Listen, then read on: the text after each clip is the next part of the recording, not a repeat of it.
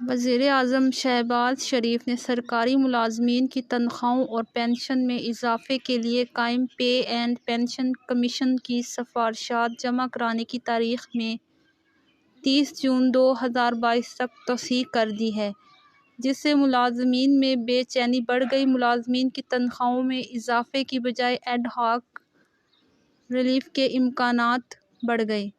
اس حوالے سے وزارت خزانہ نے باضابطہ طور پر نوٹیفکیشن بھی جاری کر دیا ہے، جس میں بتایا گیا ہے کہ سرکاری ملازمین کی تنخواہوں اور پنشن میں اضافے کی سفارشات تیار کرنے کے لیے 12 نومبر 2021 کو قائم کردہ پے اینڈ پنشن کمیشن کے لیے سفارشات جمع کرانے کی میعاد میں 30 جون تک توسیع کر دی ہے۔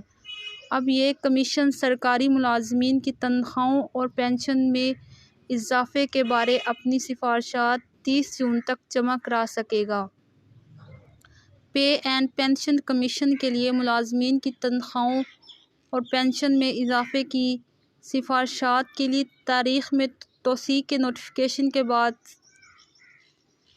ملازمین میں بے چینی بڑھ گئی۔ ملازمین کا کہنا ہے کہ 30 جون تک اگلے مالی سال بجٹ پارلیمنٹ سے منظور ہو چکا ہوگا۔